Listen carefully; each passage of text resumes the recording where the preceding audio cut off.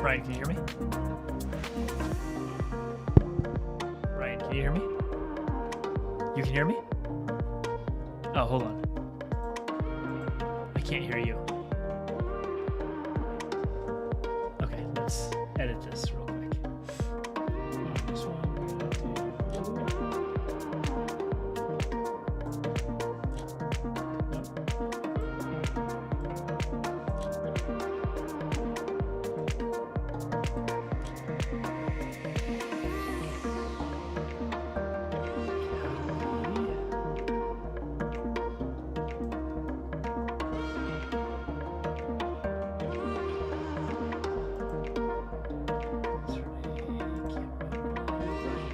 There we are.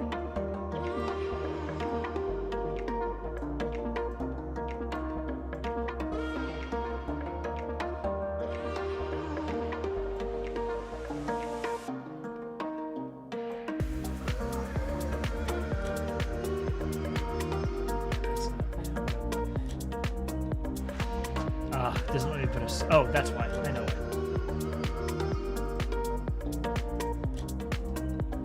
There we go.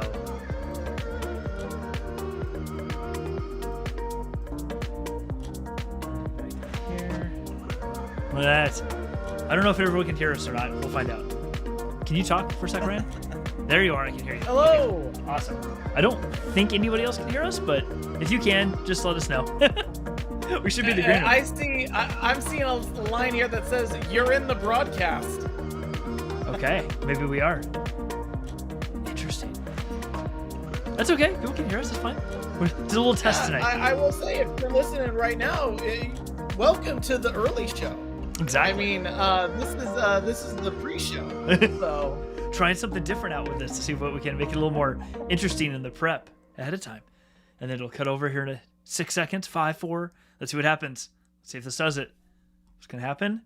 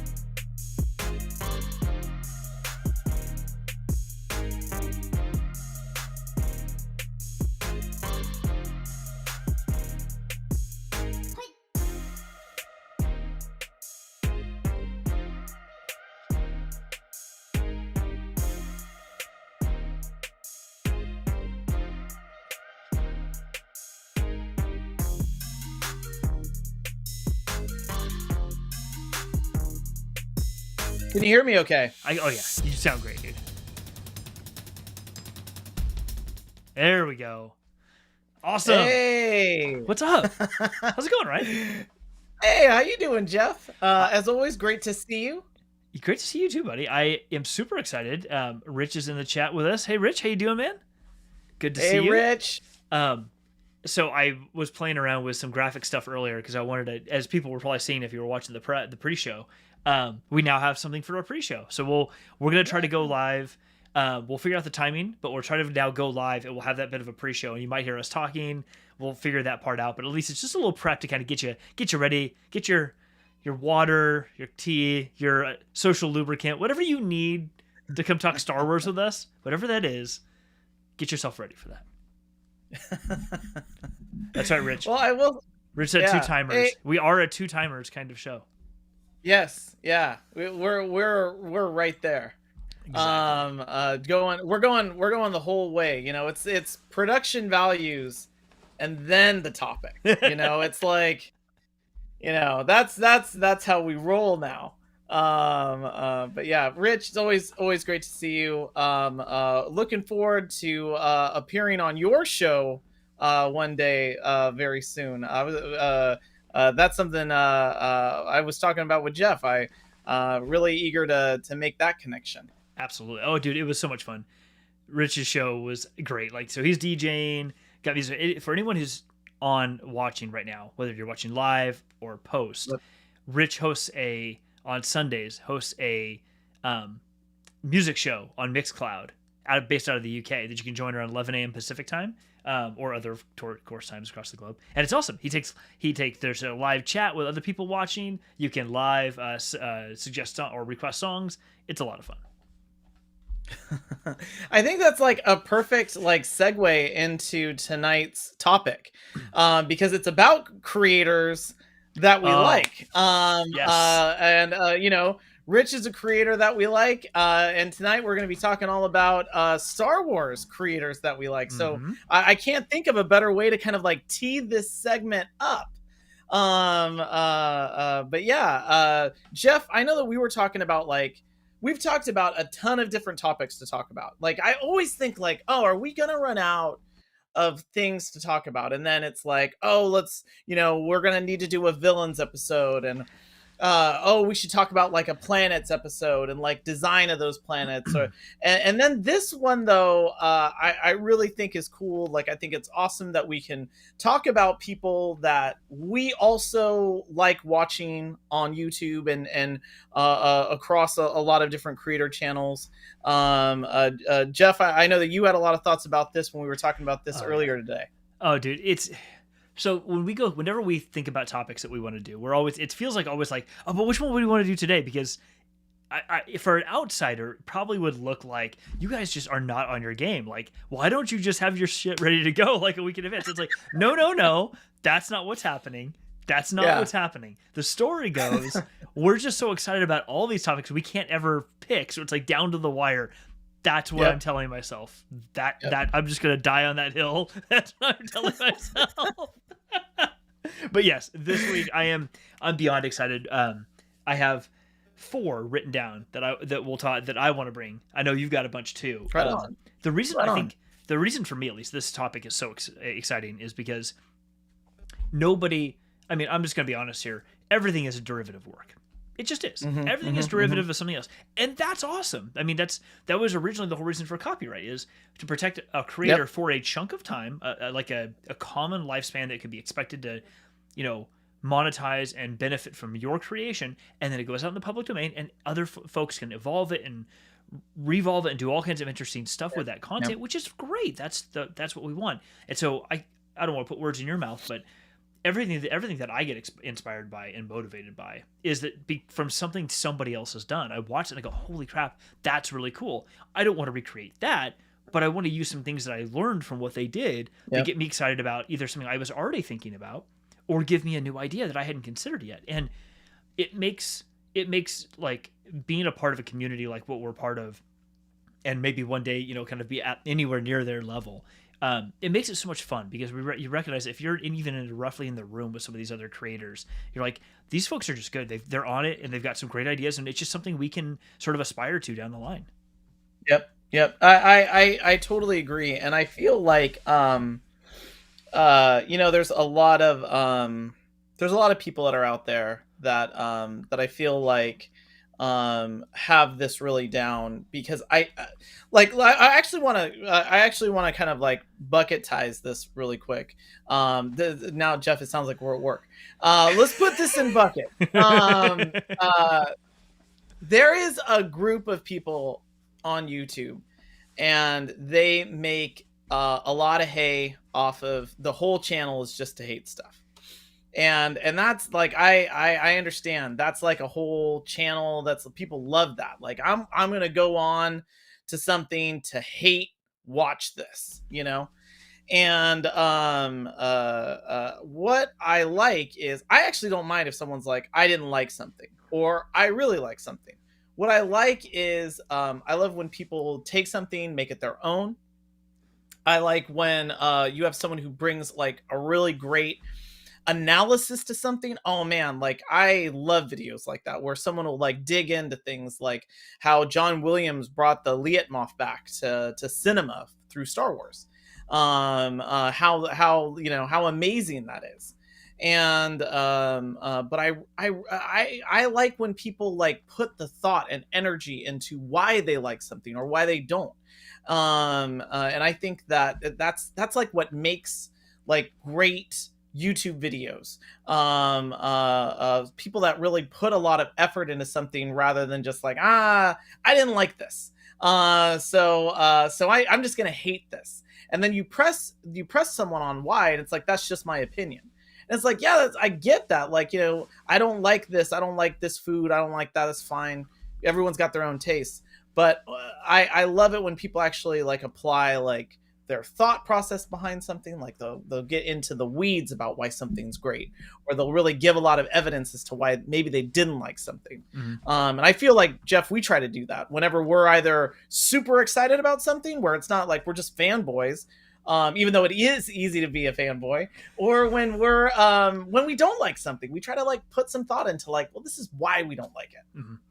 Yeah, I totally agree. It's the reason why I think we love. I've loved doing this show with you is that we focus on stories. We're not we're not so much here to focus on reviews. There's many of the channels we're going to talk about tonight do reviews of the TV show, the animated series, the movies, everything. Great, and that's awesome. And they do much more than that, but they do a lot of those sorts of things, or rumors or speculation and things like that. Hey, you know what? The communities need that, because everyone wants to. It fosters a discussion in a variety of ways. What I've always loved about this show is that we spend more time thinking about, almost posthumously, about what story was told, how was that story told, how did it affect us, why is that interesting to us, and that's kind of what drives everything we do. So it's much more of almost like a research paper or a doctoral thesis on why were things done the way they were done, and how does that affect us, why is that interesting to us. And you're right, sometimes we become super fanboys because we just love this stuff, but there's just as many times where we sit down and we're like, no, like J.J. Abrams, you're probably an amazing director. I'm not a director, so I have no idea how to judge those things. But dude, don't make Star Wars movies ever again, please. No, because, man, like you are done. Or just learn how to finish telling a story. Just learn how to end a story. It's not it's not rocket surgery, man. J.J. Abrams is like the greatest hype man of all time. Like, I am like, wow, I can't wait to see what he is going to show us. I mean, he's almost on par with like Ron Popeil. Set it and forget it, almost. But just no, it's exactly that. It is, man. It is one of these things where it's like, and I could talk. Like, I feel like we can break this kind of content down and really get into like, oh, you know, this is why this wasn't good. These were some bad decisions. It's funny because it's like, you know, we can get into the minutia sometimes about George Lucas, and it's like, I actually think George Lucas is one of the great idea people of his time. A great producer. He's an amazing movie producer. This is a guy that knows like the ins and outs of like how to make a movie. But behind the camera, writing these movies, I don't know if that's his like number one skill. And that's someone I love, George Lucas. I mean, I might like get thrown out of like being able to go back home to Modesto because I just said that. And there was a time where it's like that guy like had it down. Like THX 1138, American Graffiti, Star Wars. These are like unbelievable movies, especially things like American Graffiti. But yeah, I think that's why some of these creators that we like, they really spend that type of thought that we do. Jeff, one of the things I wanted to start with, I actually had a question for you, which is, and this is going to date me here. Now, I actually thought about Star Wars creators back before YouTube was YouTube. Back when if you wanted movie news, you had to go to one of two websites, theforce.net and jedinet.com. And these were like the original Star Wars websites, and there was even like a feud, like, were you a Jedi Net person or were you a the Force.net person? And the Force.net used to host a library of fan films. And that was like the first time that I had seen people do something like really invest time in being a like Star Wars creator. And that was like my first connection point with people that were making content, like Star Wars content, original Star Wars content on the internet. So yeah, I don't know about you. I don't know if you were into those Star Wars websites way back when, but those were like some of my favorite places to go and actually see like the first like original movies. It's interesting you asked me that. So I can remember a time when someone mentioned the Force.net. I didn't know what that was. Because it was such an early, like, I think it was a relatively early days of internet websites and things like that anyway, that I wasn't really thinking of websites. Like, I just wasn't memorizing them or remembering them. And I think it was probably still too much into like Magic, the Gathering, and things like that at that point, like in comic books, to think about this. So I remember someone saying it, but I'm like, what the heck is this? The Force thing they're talking about? Blah blah blah. Oh, okay, whatever. And I just kind of ignored it. But I've caught up on a couple different fan films over the years. I don't remember their names, but there's a couple I can think of that I've watched that some are okay. I mean, good on them for making it, and then others have been really amazing, like seriously amazing. Yeah, there was one, and I mean, this is like really old, and I don't know why I remember this, but there was a trend at that time was to make a trailer for your never to be produced fan movie, and so one of the things that people used to do a lot. This is like a form of fan fiction where it was like people could actually like make their own movie versions. And of course, people were like shooting in the forest or in the desert. Because when you're if you've ever shot a movie, you got sci-fi, go to the desert because it's super cheap and easy to do. But what was really cool though is people wanted to author the parts of the Star Wars universe that they didn't know about. So I remember there was a fan film that was created, and it was all about the stealing. It was the original Rogue One. Oh my gosh, that's exactly what it was. It was this group of people stealing the Death Star plans while being hunted by the Empire. And they even had like practical effects. They had people that, of course, like there were always people that had the Star Trooper uniforms and lightsabers that they made at home. But this was before you could go and like buy that stuff. And so they had crafted all of this stuff themselves. And all of these types of movies, they were just great. And that's really what, like, I feel like if you look for the origins of the internet community of Star Wars, like it's there. It's in these people that are now probably in their 50s that were doing these really cool, unbelievably cool home movies with stuff that they built themselves. It's awesome. I will say, yeah. And for anyone who's watched Rogue One or even the original thing, I will say it's unfortunate that they had to retcon Bothans out of the story. That's too bad, because Mothma says originally many Bothan spies gave their lives for these things, and like there's like I think there might be a Bothan. No, I don't think there's actually any Bothans in the Rogue One scene. There's a couple other alien species, non-human species, but I don't think there's any Bothans in there, which is too bad. Yeah. Speaking Bothans, of sorry. Yeah. No, it's funny. No, but it's cool. It's like one of these things that I really enjoy that we're able to do. But I'd love to hear, like, zooming to today, there's like, of course, like thousands of Star Wars channels now, and it's not just between like, oh, are you going to go to the Force.net or JediNet? But now there's so many cool things. Mm-hmm. But I'd love to hear like some of your favorite creators. Oh, totally. So I've got 4 of them. I'm going to kind of bury the lead on my favorite. And my favorite is probably, how do I want to say this? Of the 4 that I put down, my favorite one is one that is not I don't want to say is not super high budget at the moment, because I don't mean this in a diminutive way. The content this creator puts out is fantastic in a very particular way, but rather than talking about that too much, let me pick one of these other ones. I'll get to that one towards the end or a little bit later on the show. Sorry, you're gonna have to wait it out. Sorry, I'm really excited about this because I wonder. I either we're gonna be totally divergent, and we're gonna have like wildly different picks. You'll be like, "Who are you talking about?" No, I'm kidding. Or it's gonna be like this, and my 4 are gonna be your 4. It's possible. Okay, we'll just do one at a time or something then. Okay, so the very first one that I'll pick is Eckhart's Ladder. That's one of the first ones I'm gonna pick. I'm gonna pick Eckhart's Ladder because I love the content. It's good content. Videos are relatively short, which is nice, so you can get through them pretty quick. Get through a bunch of them. Attention spans on YouTube or for video in general is super short. So I really like that they're done short. They're done real well. They're not overdone with effects. But I think my favorite part is even when there's a lot of speculation involved or there's speculative content that's being talked about, rarely do they provide or rarely do they insinuate negativity into the content.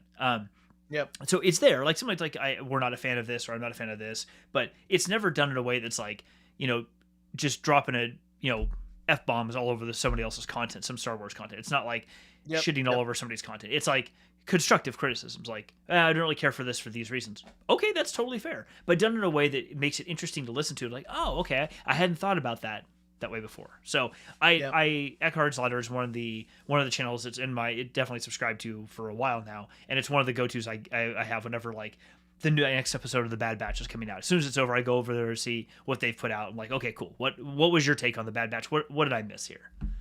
No, I really like Eckhart's Ladder. On my like YouTube playlist, like they'll just always be popping up. And what I like is there's like all these things that I don't know about Star Wars, and I'm someone who's like, I've got the visual dictionaries and I love the cross section books.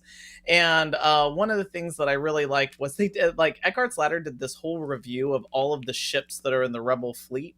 And one of them that's like destroyed by the second Death Star in Jedi, he points out, he's like, there's nobody on that ship. It's just a cargo ship. Why is it there? And and it was funny because I never thought about that, because he's like pointing out the ship. He's like, it's filled. It's just a cargo ship. And he's like, it's like if you were to fill a wagon with like tons of goods, and then you're like, you shove it to the front lines of a battle. It's like, it doesn't help anybody. Leave it in the back. Why did you take that with you to the Death Star? There's a reason why the supply train is behind you. It's in the back. Exactly. You don't put the supply train in front. You put it behind you because it takes care of you. No, it's you don't need to lead from the rear with the food cart, it's one of these things where, I mean, he like dug into that. And I remember just thinking, when that ship blows up, I'm like, oh my gosh, that ship blew up. It's huge.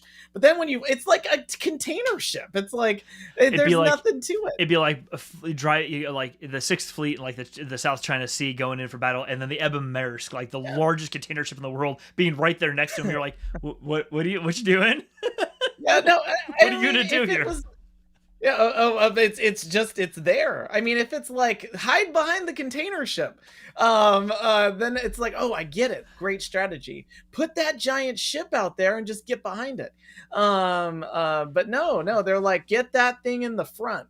But yeah, Eckhart's Ladder. That's a hilarious review of that one ship. But yeah, love that channel. Really like that for sure. All right, your turn.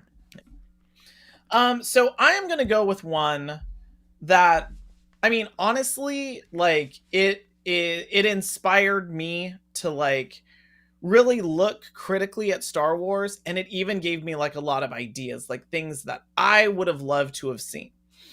And it is Michael Beretti's channel called Belated Media. Now, Belated Media covers a lot of different things. I mean, it's got Star Wars. It covers all different kinds of movies. It also has this series that he does where he brings in people that are friends of his. And they go to a movie theater and they talk about a terrible movie that they love. Just calling out that some of them are just hilarious. These are great movies. Sometimes it's great movies that they love, like they cover Aliens, for example. But Michael Beretti does his most viewed videos. I want to say like 6 or 7 years ago, he started out with one video and it was called "What If Episode 1 Was Good."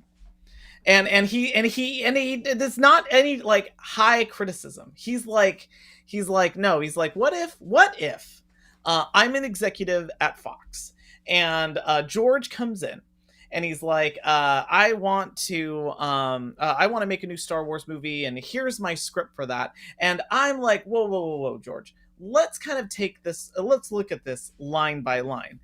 Because I think one of the issues that the Phantom Menace had was there was no one there to say no. Everything was like, yes, let's do it. We're going to live forever, you know? What's really cool is the analysis is so great. The very first version of that, the What If Episode 1 Was Good, it addresses all of these things that I didn't even think of, like things that I love, that I would have loved to have seen, these little minor tweaks, like having more time at the beginning of episode 1 for Obi-Wan and Qui-Gon to kind of like talk and get to know each other and banter. And he also talks about how episode 1 lacks a main character, and he says, and it's obvious who that main character is. It's Obi-Wan Kenobi. That's the character we should be following. That's the character that should find Anakin Skywalker on Tatooine. That's the character that should be having witty banter with Queen Amidala. And it's because he's a character that's growing. He's a character that's going to take risks. And I love that idea. He addresses all of these like really great concepts, like, hey, like you don't need to have Qui-Gon say, wow, this kid's got a ton of midi-chlorians. He can just say, I sense a virgins in the Force, and we'll just buy it. He can just say, yeah, he's really powerful because I can feel it. And then too, there's a lot of things that you can do to kind of set things to harvest in later movies, like really focusing on Obi-Wan being maybe reckless, and maybe that's the reason why Qui-Gon dies. It's that he's not paying attention. It's that he wasn't there to help Qui-Gon, and that actually creates a lot of things like character motivation, regret, the types of things that make movies really great. His follow-up videos, and Jeff, I cannot say this enough, they're some of my favorite videos. He does What If Episode 2 Was Good, where he keeps Darth Maul alive. Darth Maul is the continuing villain in episode 2 and 3. And then What If Episode 3 Was Good? By this point, he's rewritten 1 and 2 so much that his version of episode 3, it's not necessarily exactly what I would have wanted, but it's a great idea. And really tries to keep certain secrets in the trilogy, like not necessarily seeing Anakin become Vader, but rather just seeing Anakin fall from grace, and Obi-Wan having to deal with the repercussions of that. And so you see Obi-Wan get to the point where he is an old man who is reluctant and sad, and actually kind of, fearful for the future, but hopeful that Luke could be the one who solves it. I love this series. I hope that everybody, if you get a chance to watch it, it's Belated Media, Michael Beretti, and there's animations that he actually hired someone to come in and show what the movie would look like. That's cool. So it's so great. That's awesome. Oh my gosh. I actually had not heard of that channel, so I already subscribed while you were talking. I will go catch up on those videos for sure. That's awesome. Yeah, and I saw Rich's comment about how he does bad movie reviews like Treks 1 through 7. That is, those are not in the bad movie reviews. Although I will say Star Trek 5 is pretty terrible. Like so bad it's good. Is that the return home? Like where is that the whales? No. The whale one is legit. Go watch the whale one. It's great. Star Trek 5's where they try to go and find God, and it's super weird. It was a big idea. And it honestly inspired something really great, which is if anyone's seen Galaxy Quest. Yes. Galaxy Quest is Love Galaxy Quest. It is a joke on when he's fighting the rock monster. That's exactly what William Shatner wanted. He wanted, like, I want to fight a rock monster, and it's like, well, what's the weakness for a rock monster? He's made out of rock. So yeah, it's hilarious. So Rich is correct about Star Trek 5. That is a horrible movie. One of the worst, like ever made. But Jeff, I digress. I know that you have some creators as well that you'd like to get into as well. For sure. And actually, I want to touch back on that comment about or your the other channel, Belated Media, and episode 1. You struck me with the idea of Obi-Wan being sort of like almost an anti-hero, so to speak, in the first movie, instead of like introducing this concept of hubris for Obi-Wan specifically, and for the Jedi overall. I think could have been a really interesting thread that could have been tugged on throughout that series to make it more obvious that not that the Jedi have fallen, but they've lost their way. And I think that could have really been compounded through more so than it already was, because they were still trying to hold on to a bit to the Jedi are kind of awesome throughout that. But even though they're saying we feel diminished, yeah, but you're still being portrayed as if you're badass. So that idea I think could have been really interesting to play with.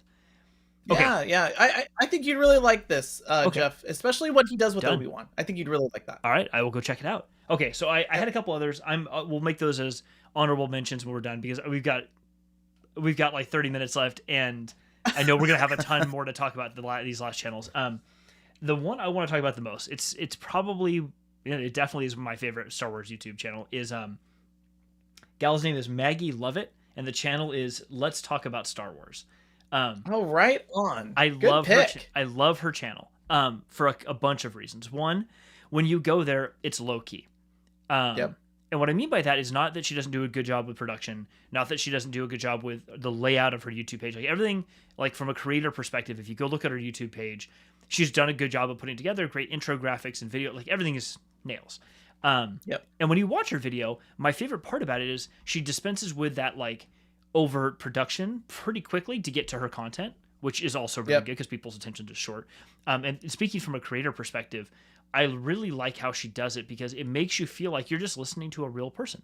You're not listening to somebody who has rehearsed this a whole lot or whatever, or you don't get the sense that she's over rehearsed something. What you get the sense of is that she is genuinely interested and is a geek and loves it. I mean, she's got like porgs and all kinds of stuffed animals and everything behind her in her set. Like you feel like you're in her like her 16-year-old self's bedroom with all the stuff around her, not in a creepy way, but in sort of like the young geek who has just embraced being a geek for something. You're in their mind while she talks about some topic. She's at, when I checked it earlier today, she's at about 435 subscribers as of now. And she recently did a giveaway when she hit 400. And the reason I call out the subscriber count is because, one, it'd be awesome to get her up higher subscribers, but also because I think it's so interesting to find channels where somebody's really putting out good content. They're putting out a fair amount of that content. Then you enjoy listening to them. And they're still early on in their days. They're not tens of thousands of viewers or subscribers already. There's somebody who's still making their way and they're still trying to figure out exactly what they want to do. She's pretty prolific on Twitter too, so follow her on Twitter as well. But I think she does a really good job of putting out the right kind of content, putting out engaging questions for people to answer within Twitter to get them to come watch her videos.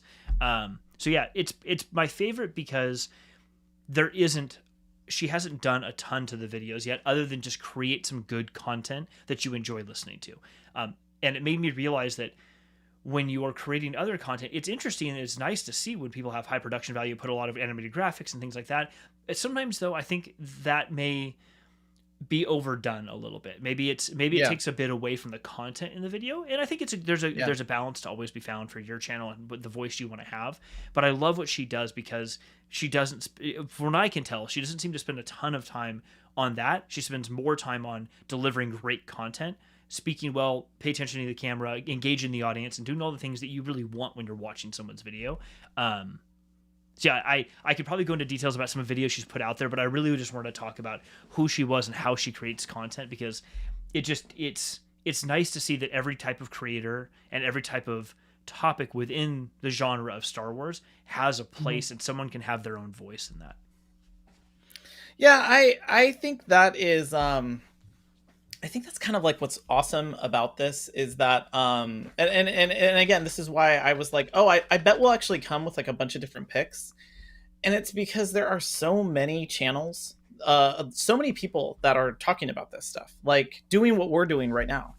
And I think what's cool is that you can really like hone in on like super ultra specific areas. Like if you wanted to just watch things about it, like a specific show, like Clone Wars, there's channels dedicated just to Clone Wars.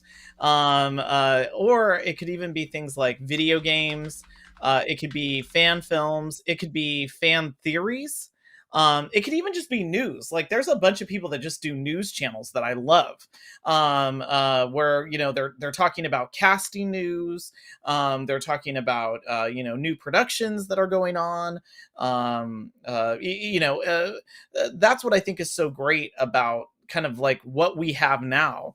It used to be that you were just like, maybe you would get like a magazines or you have you would mainly keep conversations about like that with friends, but now with the way that the YouTube channels are and like just all of the people that just can easily create content, it's great. And you can see how it's like even us, like, I mean, again, those production values keep going up, that as people keep doing this, they're committed to making this content. It's just like, it gets better and better.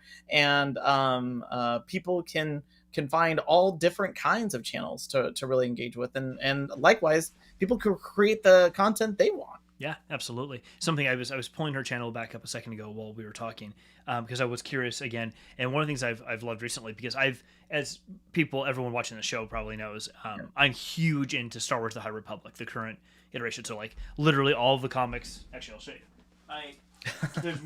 There's more down below, but other than this first one, which is a different thing, like this entire stack is just from March of this year of all this, the Star Wars, the various Star Wars: The High Republic and other things related to it, because there's just so much content coming out in comic books, print books. I mean, I've got multiple print books back here, and this new era of stories in the High Republic is I love them because it's like you said earlier, it's great when you see like fans, as an example, putting together videos or other content about eras or time periods in Star Wars that we know nothing about, that's never been written about, that it's just, hey, what's happening over there?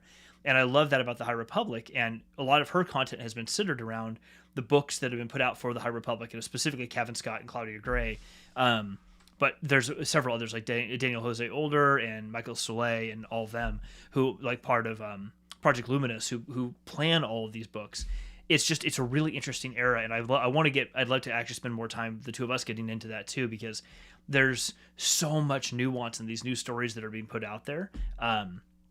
Anyway, she's done a lot of content related to that, so I've actually gravitated more and more to her channel lately because I'm connecting a lot with the stories that are being told there.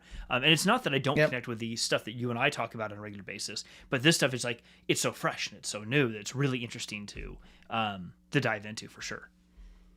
Well, that's awesome. And I feel like, again, it's like you can like really hone into like a specific area.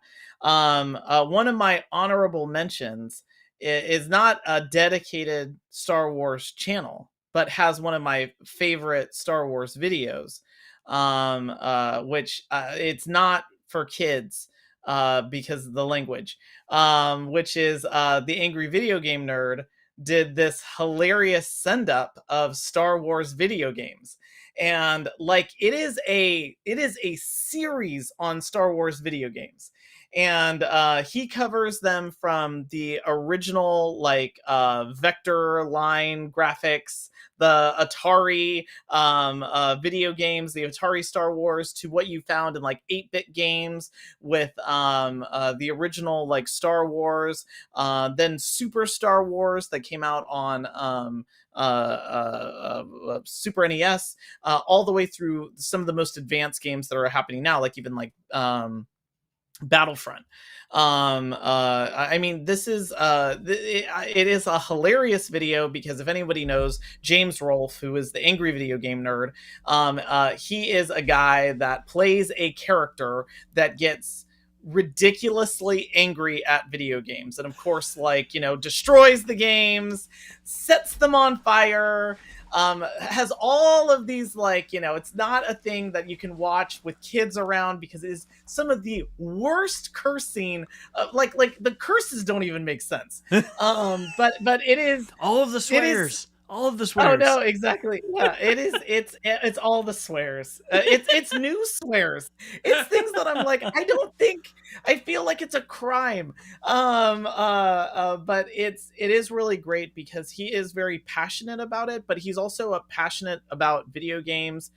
He loves Star Wars, and it's so great to see someone who has like this kind of intersection of things that he really does care about, which is video games, the struggle of beating those video games, and then Star Wars, which he's of course, a very big fan of. So yeah, and even he himself has a video game where you can play as the angry video game nerd, and one of the characters has a lightsaber as their weapon. So yeah, just like super cool. Like Awesome. and to your point, that's what I mean. Like, you can just find like all these little like niche channels that really like cover things like books, comics, that are just dedicated to the comics, or even like legends versus canon, all of that. I think that's what like kind of makes this great, that what you can find on YouTube now. Yeah, I totally agree. All right, man. Yeah. Your And turn. I'm not trying to, by the way, like, YouTube's not paying me. It sounds like this is a commercial for, this is what's so great about YouTube. But No. really what I mean is that it's so much nicer than all of the other content that you would watch would have been like something that came out officially. Like, oh, it's behind the scenes content from Star Wars, or it's like, I remember they released this video where it's a ton of people patting themselves on the back for episode 1. Yeah, man, I mean, this is the kind of stuff that we used to have, like back when it was like, oh yeah, you gotta buy it all on VHS. Again, totally dating myself on that. Where it was like, you didn't have like all these content creators. You didn't, like, if you wanted to talk about Star Wars theories, it was like with friends of yours. Yeah. And if you wanted to watch content, it was only like celebratory content. I remember, I think it's like one of the Rob Coleman, I think he's one of the chief graphics people for Lucasfilm, and he is saying the magic of episode 1 really starts with Jar Jar Binks. And dude is legit, like, he is serious. And he is, they're just like, man, like, Jar Jar's the gonna whole be audience so sitting there huge. kind of like, who are you Yeah, talking to? no, seriously, it's like, we really misgauged that one. And yeah, like, that was the type of content that we had for like, 20, 25 years. Yeah. Until like all of this started to explode. Well, I can remember in the early 2000s, no, not even then, probably it was like the mid 90s. I can remember being in high school, and Yep. I didn't know there were books. I just never, it wasn't something I went and looked for, because we didn't really have the internet. Yeah. Like, I had my computer, I could get on AOL or Earthlink or something. I could dial into a bulletin board if I wanted to, but you had to like know how to do that. Like, someone had to have told you how to do those things. There was no dub something. There was no web pages for things. That wasn't a thing. No. It was an internet directory for whatever, unless you went to like, maybe before, like right when Google was becoming a thing, and they had an actual list of all the web pages, a physical list of all the web pages. But anyway, I remember I was in Boy Scouts, and someone said, oh, we're talking about Star Wars. Someone was talking about Star Wars. I'm like, oh, I love the movies. Blah, blah. They're like, well, have you read this book or this book? I'm like, what book? They're like, oh, there's a whole bunch of books and blah, blah. I'm like, wait, what? There are? And the first series, I've mentioned this before, but the first series I was ever told about or to go read, and it was like my intro to like, holy crap, this is a thing, was the Jedi Academy series, that trilogy. And like, that was the first time I ever read anything that was like actual Star Wars. I was like, wait, there's all this other stuff. How do I go get these things? But, you know, being that age, whatever my allowance and the little bit I made from the job that I had, I didn't have enough to go buy a bunch of books. It was like competing with any money to buy CDs or comic books that I had. So it was like always like, I don't know where I can spend my money to get something. And, you know, it's so interesting now that we can go onto YouTube and just, you know, type in the phrase Star Wars and find a gajillion bits of content for people out there who are super passionate about it. And some of it you're going to love, some of it you won't, but you'll find stuff that is right for you and you can just go off on that path, which is rad. Yeah, it's totally, it's the truth. I mean, I remember, now this is, the title up here can change to, I remember when, Back in the day. this is welcome to the generational talk on the Kessel Chat. By the way, things for you. Oh yeah, boom, right there. Jackson. Yes, an original comic book character right there from like back when there wasn't any other movies. From one of my favorite Star Wars authors, who I only rediscovered recently for the High Republic, Kevin Scott. He created Jackson, his character, and I love Kevin Scott. That. His work is anyway. Sorry, back to what you're saying. No. Oh, and that's exactly what I kind of love. Like, there was this time where because like Star Trek and a lot of other science fiction had like all of these things that were happening on television too when I was a kid. And so like, oh, like there was always this like fresh new content. Whereas Star Wars, outside of the video games that were coming out, you really only, or you could go to like, you know, Disneyland and ride like Star Tours. There wasn't a tremendous amount of new content outside of the book series. And they really did like bring in some really great authors, or the comics. And so that's kind of like what's cool about having all of these videos is you can also like find people that had similar experiences. Like I remember when a friend of mine, Kevin Groskoff, he was my next door neighbor. He said to me, oh, hey, like, do you know about kyber crystals? And I was like, no, I don't know what a kyber crystal is. He's like, oh man, you need to read Splinter of the Mind's Eye. It's the original sequel to Star Wars. And Splinter of the Mind's Eye is amazing. It is Alan Dean Shepard, who wrote the original novelization for Star Wars, even though it just says Star Wars by George Lucas. The ghostwriter was Alan Dean Shepard, who's an amazing science fiction writer and also wrote the original treatment for Star Trek, the slow motion picture. He wrote this book called Splinter of the Mind's Eye. It is like crazy awesome. There is Darth Vader feels like a real threat. He is pursuing Luke and Leia in this way where it's just, you just feel this danger. And ultimately Luke is like, realizes, wow, like I'm in way over my head. And that's something that doesn't happen again until Empire, where Luke isn't just this guy that's like, yeah, I'm just like blow up the Death Star. And it's like totally cool. He's a kid that realizes, whoa, like I'm not ready for this. And it's Ben Kenobi that has to step in and save his life as a ghost. And in fact, that is referenced in Empire for people that had read Splinter of the Mind's Eye. There's a small reference to that that's almost makes it canon, where he says, you know, Luke, if you go and face him, I cannot help you. And that's because Ben does help him in Splinter of the Mind's Eye. And it is a really cool thing. And I enjoyed, there's a number of videos on YouTube that all cover Splinter of the Mind's Eye. And again, cannot say enough amazing things about that. Find any creator on YouTube that's talking about it. It's a great book. That's awesome. Yeah, I've never read it, so I just made sure to add it to my Amazon wish list. Part of the massive pile of Star Wars books I've already got on my Amazon wish list. My wife's gonna kill me when I start ordering all of those. I'm still getting all these pre-orders that keep showing up for all the High Republic stuff that I bought like last October when they first came available. I bought like 9 books on pre-order, and they just keep showing up. She's like, what are you doing with all these books? I'm like, I am keeping them. She's like, but you've already read them. Yes. I don't understand what you're not understanding about this. Like, they go on the bookshelf. I mean, come on. It's a library, you know. It's a library. I have a little library. Thank you. A little library that no one's allowed to check books out of. Just me. I got a gift from my sister-in-law a long time ago because I collect a lot of books, and I even I have my original Star Wars novelization. Didn't realize it had come in book form. Bought it at a garage sale when I was 10 years old, and I still have it. From the Adventures of Luke Skywalker. I love that. But I got all these little stamps that go inside of my books, and this belongs to the Ryan Rose Library. Because I was loaning out my books from time to time, and I was like, hey, like, where, I need these books back.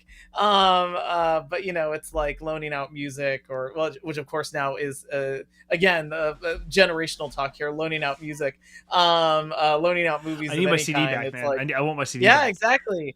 I think I'm still, missing some DVDs. But yeah, I'm sorry, I've kind of taken us off on a tangent just because of the fact that I so greatly enjoyed your kind of discussion about how nice it is to find these creators that can really speak to this time, and all of these different, like really super specific items. And yeah, there's just this wealth of content that we get to enjoy. Yeah, I totally agree. It's something I've loved about doing this sort of show on YouTube specifically, as opposed to like a podcast or something else, is that one, we get to be more candid and or like we can make mistakes and trip up or whatever else. We're not trying to rehearse the stuff in advance. Although, I should probably do a little bit more research sometimes in advance. I'll admit that. But that's the fun part about doing live video, is that like, whatever, we're here, we're having fun, and it's cool. But yeah, there's a lot of really good creators, and like, there's no way we can do an exhaustive list of them. I do have 2 others that were on my list. I wasn't going to go into a ton of detail about them, but they're both a place where I go to watch some like post show or post movie things, or if I was like, hey, what did I miss in that movie? They're both really good. I feel like Jeff, you're about to say one that I watched. I can't wait to hear this. Let's see. So the first one would be Star Wars Theory. Boom. Oh, I wish so my notes are digital. They're right over here. I went old school this time. I went old school this time. Oh, that's awesome. That's awesome. That's so great. Yeah, Star Wars Theory. I have a story that I want to share about that. But I'm glad that we do have this one crossover. I am also a big fan of Star Wars Theory. Totally. And the other one is called The Stupendous Wave. Oh, I've never heard of that. Oh, yeah, really good one. Really, really good one. I'll pull it back up on my side. I could share it here, but we'll figure that out. We'll figure out the sharing, the screen sharing stuff another time. Stupendous. Sorry, everybody. You're listening to me, Google or YouTube. Great intros. Really well done production value. Yeah, and really good insights. Like I'm trying to remember some of the videos I've watched recently, but really good graphics and really good insights into small things that like you and I have talked about. Like one of the videos I'm seeing on the list here is why Windu was the only Jedi that could reveal Palpatine, or when Darth Vader accused Palpatine of breaking like the rule of 2. So these really good, really interesting like niche topics within Star Wars lore and Star Wars canon that aren't often talked about, except maybe in Legends books. And then this channel has a tendency to go into those things, as well as updates on like, hey, here's upcoming stuff, here's announcements Disney has just put out, Lucasfilm has just put out, things like that. So really good one too. Oh, that's awesome. Yeah, I am also a big fan of Star Wars Theory. I feel like you almost, like, if you're going to be talking about Star Wars, you're going to talk about YouTube. Star Wars Theory is one of the most popular channels. My kids watch Star Wars Theory. Like when they get really super into something and they're like, oh, I want to learn more about this, or I want to learn more about Queen Amidala's family, or they'll have like I think it's Danny Ramirez, who is the host of this, and he does this really cool thing, which is, I'm a big what ifs person, and that's like one of the things I love about Marvel. In fact, I'm super excited about the animated What If series. Oh, dude, it looks like, so good. Yeah, I mean, I could talk about this all day. Like, one of the comic books that I have in my collection is What If Spider-Man was a part of the Fantastic Four, and he's a Fantastic Five. I really enjoy like what if stories, because it gives people who are creators an opportunity to really like explore a lot of options. Like, what if we took a different path? And I've watched videos on Star Wars theory, like, you know, what if Qui-Gon was in episode 3, and like what that would have meant for that story. Like, what if Qui-Gon come, you know, you get Liam Neeson and you film him as the ghost. And you know, George Lucas said during the start of the prequels, during the production, right at the beginning, he said the key to the prequels is the line that Obi-Wan says, which is, if you strike me down, I will become more powerful than you could possibly imagine. Now, I always took that as like a figurative sense, which is that if Obi-Wan was to get struck down, you know, he would become an idea, and you can't kill an idea. He would become someone that would inspire Luke, and that's inspiration that you can't kill.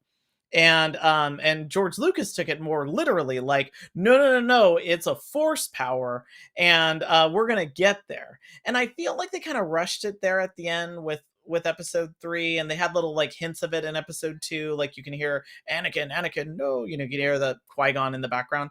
But I love the idea that Star Wars theory explores on potentially having Qui-Gon appear. I love all of the what if content, and I think that's like what that it's like an exhaustive list of what ifs. And so I think it's really, really cool. I totally agree. And I've gone there. I've gone to that channel a few times as well. Whenever I'm looking for like, I just want to know a little bit more about something. Like, I've always been curious about X, or sometimes I'll just peruse the most recent videos and be like, oh, I was always curious about that. What do you think? And then the way that they produce the videos and the way that they put the content, or put the story that they're telling out there, makes me feel like it's actually a very authoritative thing. I recognize that it's like, you know, it's a fan insinuating their own ideas. I know that, but the way that they do it really makes me feel like, wow, that is super plausible. Like, that actually makes a lot of, if that's true, that makes a ton of sense. Which is anyone listening to this that would sit back and say, Jeff, it's not real, it's Star Wars. But it's like, you're right. Of course you're right. But the fact that I can feel that sort of emotion when I listen to a video and go, oh, wow, that is so true. And it gets me thinking, that is really great narrative storytelling. Like, that is so fantastic. That's not a situation. It's like, I'm so immersed, and the way that this person has talked about their adjunct to the story makes me think, holy crap, was that actually how it was written? Oh my gosh, is that real? Yeah. And you get further and further into this, and it's I think that is what makes for really good and interesting content just in general.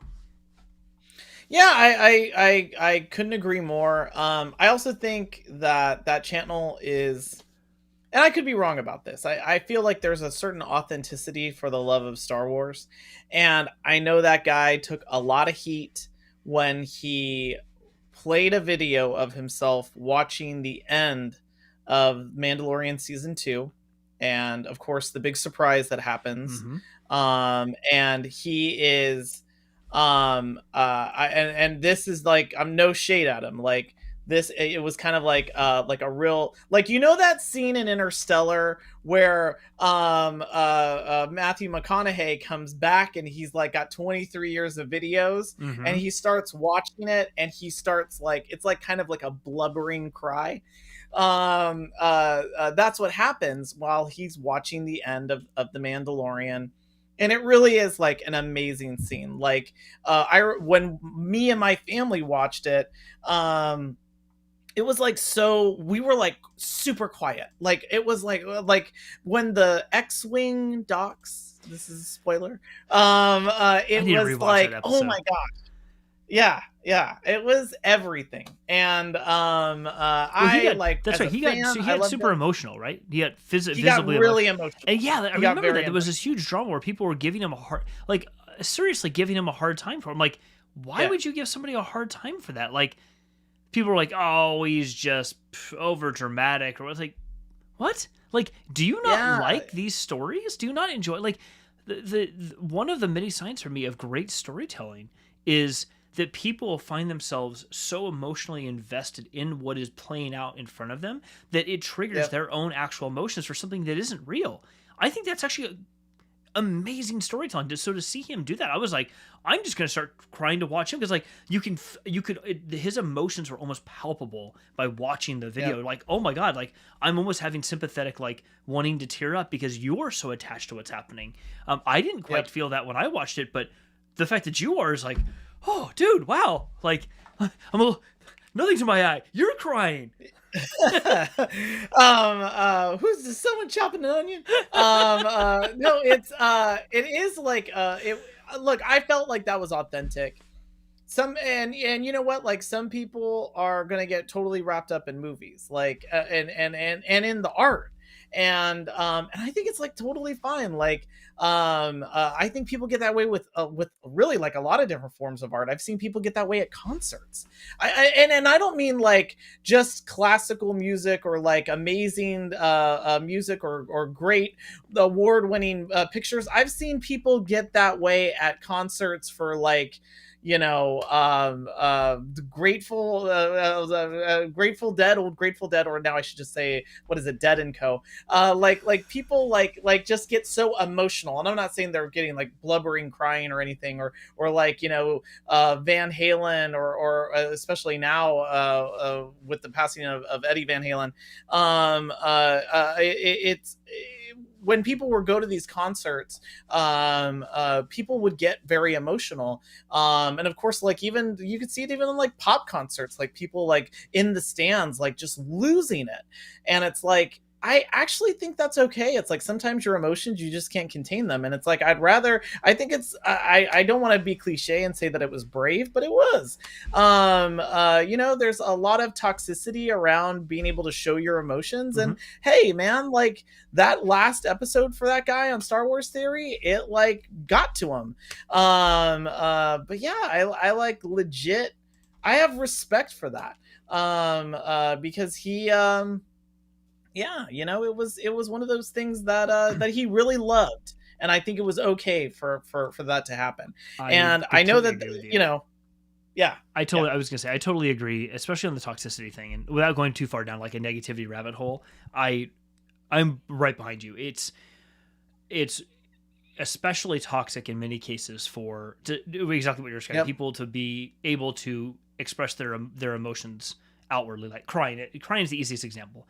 Cry on camera, cry in that way. But I think it's almost worse when you see when a man is seen on camera, people almost it's a terrible thing, because it's almost like this stereotype. It is a stereotype where people assume, well, if we see a woman crying on camera, that's okay, but if we see a man crying on camera, he's not a man anymore. It's like, he's not containing his emotions. I'm like, screw you. Like, we all feel emotions, and if you say you don't, you are lying, because you do. You just don't let anyone else see them. Like, that's actually worse for you than you think it is. You think it's a strength.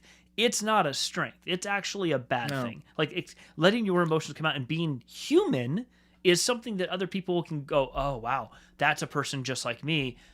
Maybe I want to be, you know, I can empathize with them. Maybe I want to have a relationship of some kind with them, be a friend, whatever else. Like, when you don't do that, people don't see you as human as they are, even if it's subconscious. And back to this particular creator, that was something I really respected. I mean, if I wasn't subscribed already, that would have been a reason to subscribe. Like, you were willing to put yourself out there for the thing that you love and you do. Mad respect. Like, I see that personally, and I'm like, okay, that makes me sit back and say, okay, how am I doing what I do every day? Am I going about this the right way? And am I expressing myself in the way that I should be to follow that sort of lead? Yeah, I totally agree. I feel like it's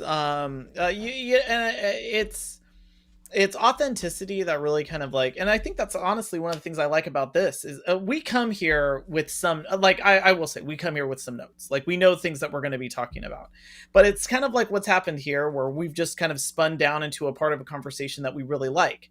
And I feel like that's what kind of makes like really great YouTube channels, especially Star Wars or any of them, when they get that level of authenticity, when it's like, yeah, like I get it, versus it's a put on, or it's like I'm not going to name any YouTube channels, but there's a lot that I don't like because I feel like all they're trying to do is just like drive some type of crazy sponsorship, or like, you know, get like, I want free stuff. Get me the free stuff. Get me into Galaxy's Edge early.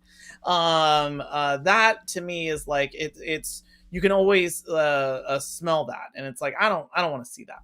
But I love when people have like authentic joy, sadness, anger, and yeah, I feel like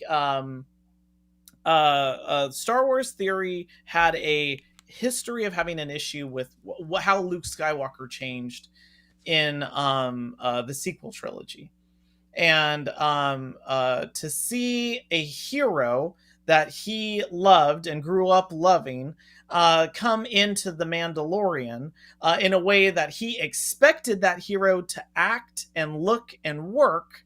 I think that's like, you know, it was the best of what fandom is. So yeah, I can't agree with you more about how much I really enjoy Star Wars Theory. I see Rich's comment there. That's hilarious. Well, awesome. Yeah, if we're brave enough here, Jeff, we can start. You know, one day we could start slinging mud. But I'll tell you, I'm not about these people that are like, give me my sponsorship, give me my stuff. It's like, hey man, if you want swag, just go get swag. Like, yeah. you know, all day long. Like when we've done done giveaways, like the giveaways that we've done is because I bought a copy of the book. Like when we sit here back and talk about books we're reading or whatever else, I'm not asking. I'm like, I even if we got enough clout at some point, people are like, oh, we just want to send you stuff to review for us. I'm probably going to have it already pre-ordered because I just want to make sure it's here when I want it, and I want to read it, and we'll just give the rest of the stuff away. Like, anyone out there who's listening, if you want to sponsor the show and send us things, we will happily accept, and then we'll probably just give that away later on because that's not what we're here for. It's not. Exactly. I feel like if stuff like that comes, it's not because we were asking. You know what I mean? Even though I will say that in previous episodes, we have given ideas away to Lucasfilm, and honestly, those ideas are still given away. Yes. I remember for a while, and this is like a total deviation here, but for a while, and I think I might have talked about this in a previous episode, I really wanted to work at Lucasfilm when I was coming out of college. And oh man, I was like scouring their website and like learning about the application process and like finding out all about their industries. Like there was Lucasfilm, and there was Skywalker Sound, and there was Industrial Lights and Magic, and there was the Lucas Games. There was like all of these like really cool places where you can work inside of Lucasfilm, but the competition was just so high. And one of my hopes is that in addition to being able to do this show, and if someone was to, you know, sponsor us and we were able to like give more back to our people that are listening to the show, I think that's awesome. If we can give giveaways to listeners, I think that's important. But if we're able to like affect opinion on Star Wars, man, would that be awesome? Because that was really that was like my hope when I was looking back then, coming out of college. I was like, you know what I'd like to do? I'd like to like really craft like what could be next for Star Wars. Hey, you know what? All I'm saying is, if the Project Luminous team decides they need a little fly on the wall or two flies on the wall to listen in on the, you know, phase 2 of the High Republic era or phase 3, and maybe every now and again just bounce an idea off of. No problem. We can sit back in the back room. I'll bake everyone a cake. It's no problem. We'll just sit in the back room. It's all good. And we'll just hang out. You know, we both live in Northern California. It's not a long drive to Skywalker Ranch. Not a long drive at all. Michael Soleil, I have my degree in English. Scott, if you're listening, we're happy to. We're happy to do that for you. I've got some really great ideas on Mandalorian season 3. I really feel like, you know, we can get in there on that. I've got some ground floor ideas for the Cassian Andor show. I think I've got a really, I'm pitching this to you right now, Lucasfilm. The Star Wars, and we've talked about this, Jeff, is one of the few sci-fi groups that doesn't deal enough in time, and by that I mean like jumping around in time, dealing with time travel, and I know that they've kind of stayed away from that, except in the like the world between worlds. But Yes. I still think that it would be great to like have that have the Force be this like multi-dimensional thing, and you're able to just connect through time. Yeah. I'm not trying to Doctor Who Star Wars. I'm just trying to say And we're it would not be trying to create really like the cool. multiverse of madness within. No, no, This is no. not like Oh, Star Wars Galaxy 616 or something. That's not. We're not yeah, doing that. exactly. But here's my idea for you. I'll put this out there, and then we can wrap up for the night. I will say this: my one pitch idea. Thank you for bringing this up, Rich, about Mixcloud. I'm just saying. I'm gonna go off the beaten path with this idea. What I want to see is a whole like routine show where the Max Rebo band is playing tunes for an hour, like on a Saturday morning, and we get to vibe to that every week. Like, I'm just saying, bring back Max Rebo. Okay. He was one of my favorite characters when I was a kid. I would be down for that. Okay, so Jeff, I am gonna dig this up for you, and I'm gonna send it to your house, and you're gonna be like, "This is the greatest thing in the world." There is a series, a Max Rebo comic book series that I have. Awesome. That is so awesome. Max Rebo, a down and out musician, and it is hilarious. He like can't get a job. It only gets worse when he gets to Jabba's palace, and he's like, "Guys, we just gotta like get through this. Let's get on with the show."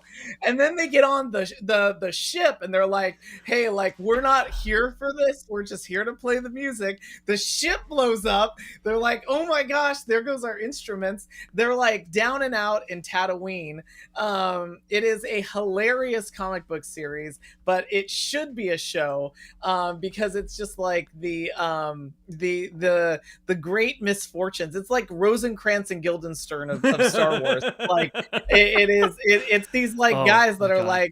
like I want to say that he's underneath the deck on Jabba's barge, and he hears someone says, "Get the gun." Pointed at the deck, and he's like, "Did he just say pointed at the deck? We gotta get off this like a boat, Robot guys." Chicken series. It is. And for anyone watching yeah. right now, either live or afterwards, if you don't know who Max Rebo is, you need to go back and watch Empire, or and watch Empire, watch Jedi, Empire. No, Empire.